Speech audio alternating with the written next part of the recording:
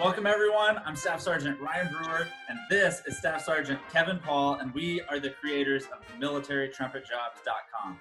This is a special episode because this is our first interview with guests from artists outside of the Army.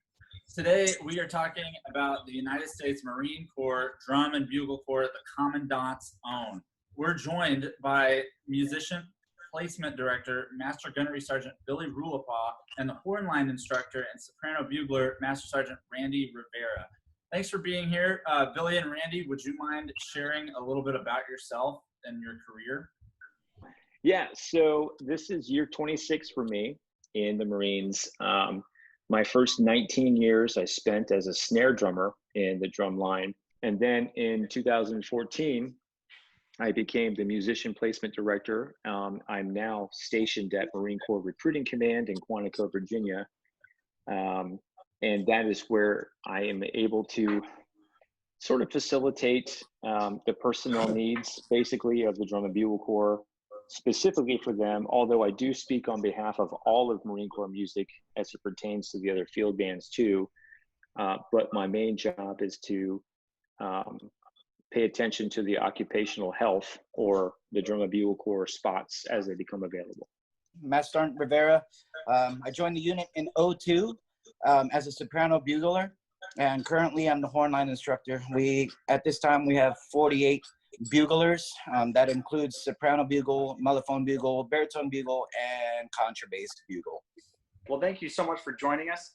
We've gotten a lot of questions about this group. It's funny because we usually know, I mean, this is the first time we haven't done an Army group. We usually know most about premier bands and the bands in the area in DC, and we just don't know much about the Commandant's Own besides what we see on TV and we see around the area. Where's the band located, and tell us a little bit about the job. Cool. I just want to start off that we're a Marine Drum and Bugle Corps. We play strictly on bugles. If you didn't know, the bugles are in a key of G. So if you're playing a B-flat trumpet, the soprano bugle is a minor third lower than that. That's the best way to describe it, other than all our bugles are two-valve bugles. Those were created in the mid-'80s by Zig Canstel.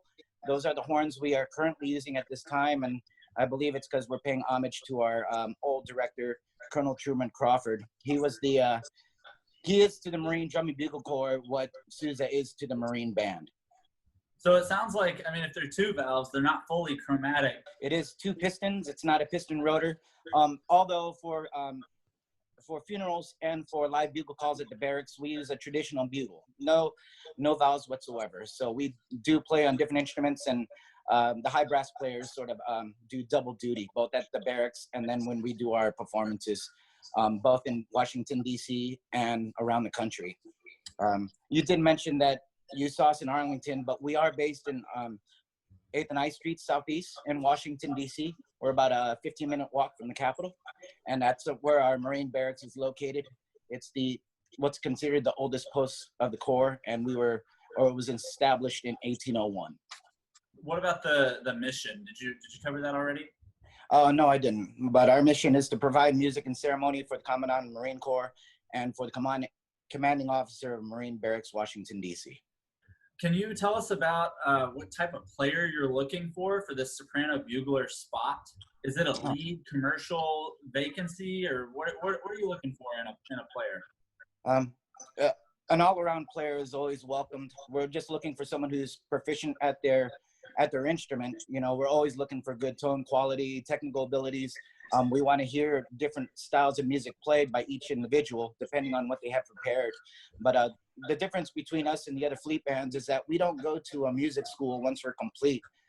We go to boot camp, we go to Marine Corps combat training, and once we're done with that, we go straight to the barracks and we jump back on the horn or on the drum for that matter, and we start going at it.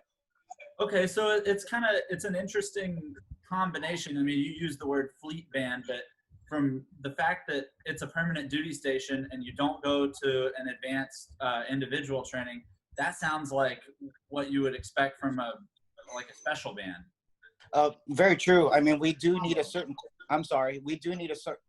quality player that comes in because before they know it, within a month or two, they're going to be performing with the unit. Right.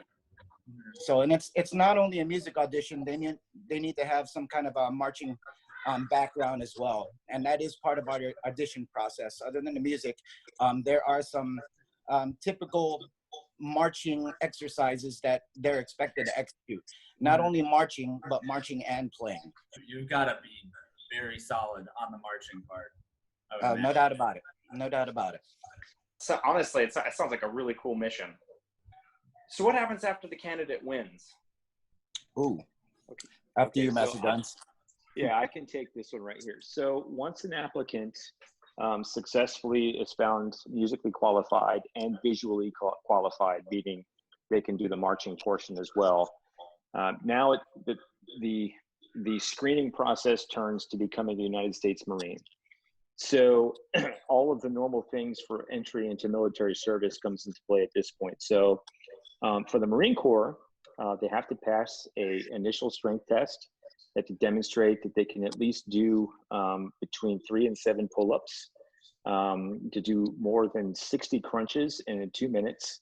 And eventually they're going to have to do a 1.5 mile run. And the preference is to ship them to boot camp with a run time of about 13 minutes and 30 seconds in a 1.5 miles. But it's not the total requirement. It's just kind of like a ballpark figure.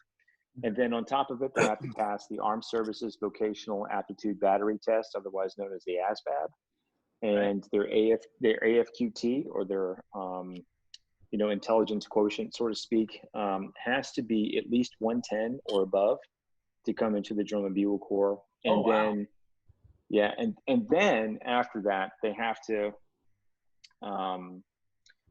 demonstrate that they don't have anything kind of legally binding them, like in the court system or anything like that. And of course, the medical process, as you guys already know too, there's some things that sometimes are revealed to candidates that want to come and join the military service that even they may not be aware of about their medical background. So once they get through MEPS, what happens at that point is they swear into our delayed entry program.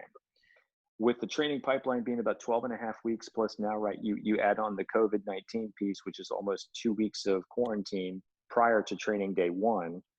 And then you add on 10 days of leave from recruit training going towards the combat training piece, which is about 4.5 weeks. What percentage would you say of your Marines were involved in DCI, Drum Corps International? I can tell you the exact percent. It's 94.3. But that's not a requirement. I should make sure I say that. What we're looking for, to pair off of what Randy was saying, we are looking for someone who is qualified based off of the audition process. Yeah. And if you don't have drum corps experience, but you can still visually and musically accomplish the task, we'll take you. I had a question to clarify. So soprano bugle, when I see that, I ultimately think high, E flat soprano, something like that. I know it's not. If you could just clarify, it's not like a lead style position. That's correct, but it depends on our needs as well. Depending on what parts we're looking for, we do write 3-part soprano parts. So there are some times, especially these days, we're going to need some players with some range. And when the high brass players come in, that's one aspect we really look for. The music that you would put out for this audition, what kind of excerpts would someone see, I guess? We do choose excerpts from what we're playing currently, and it also gives them an idea of what they should expect when they come in. They would perform this audition on a B flat or C trumpet most likely, right? They're not going to be expected to bust out your like soprano bugle at the job having never played it before, correct? No, of course not. And in fact, a lot of them, the horn is quite dated and it's not being used anymore. It hasn't been used since the mid-90s. But they do play on their concert instruments.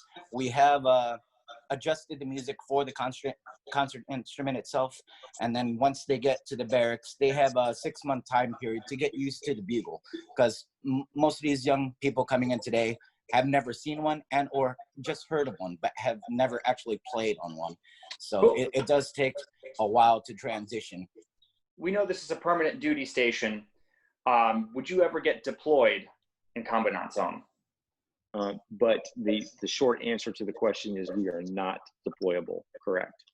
Now let's talk about the financial aspects of the job. Can you tell us about the pay grade, benefits, and any additional perks that you can think of serving in the Commandant Zone? So the first perk that I have to highlight is the fact that we are the only drum and bugle corps, legitimate drum and bugle corps in terms of what people know drum corps to be nowadays. That is in all of the armed forces combined.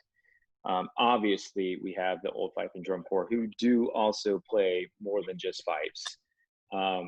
But in terms of what people know the drum corps idiom to be nowadays, we're probably the most closest of that in a professional environment. So basically, if you want to do professional marching band, like you said, this is it. Yeah.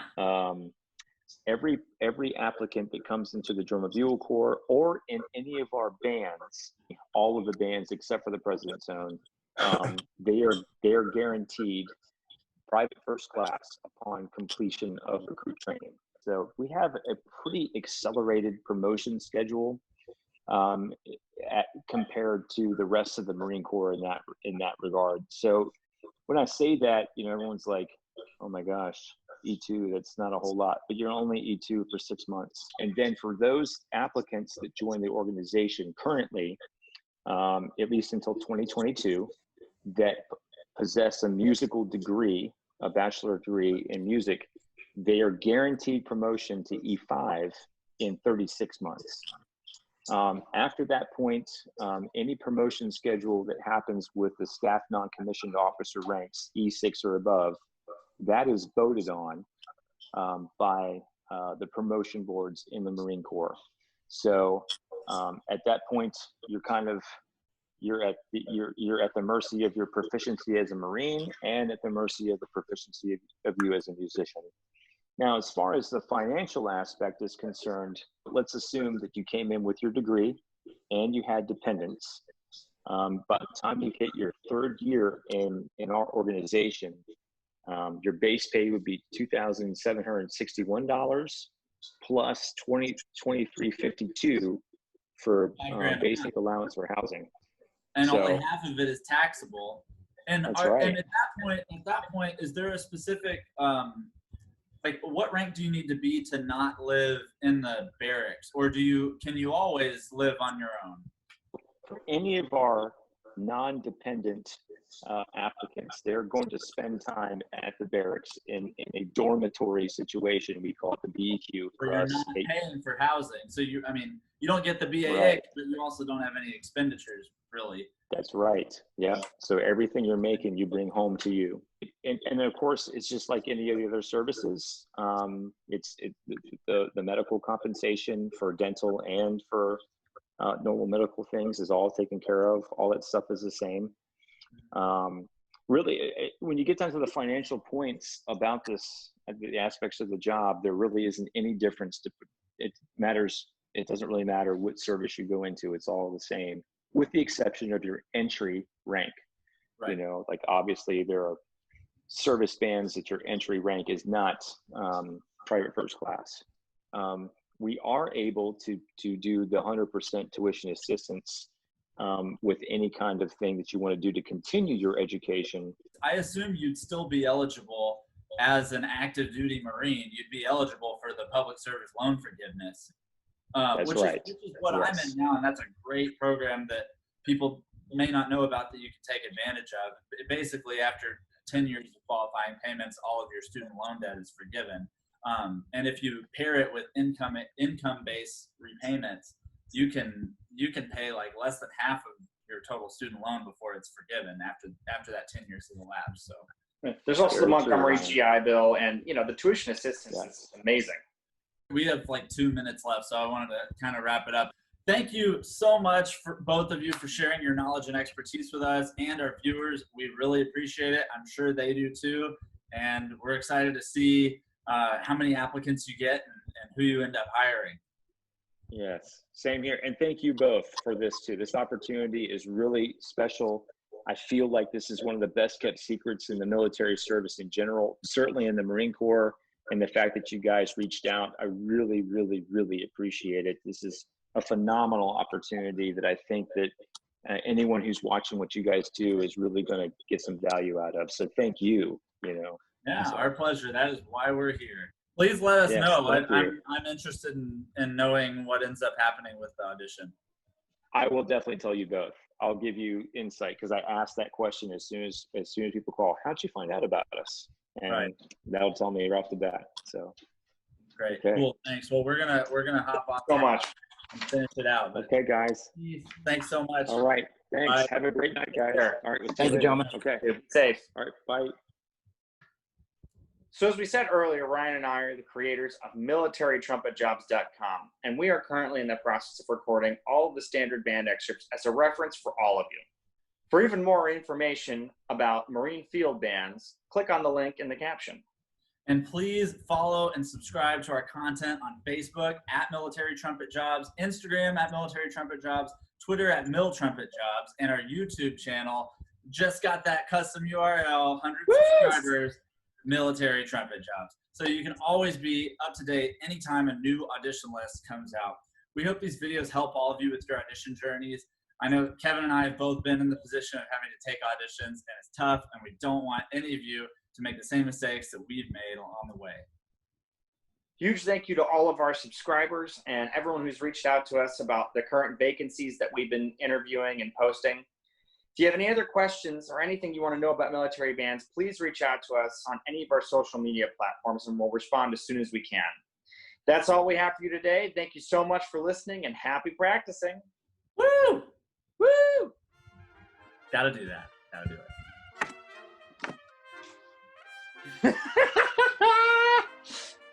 Nice background. Hey, thank you. This. Oh my God. That's awesome.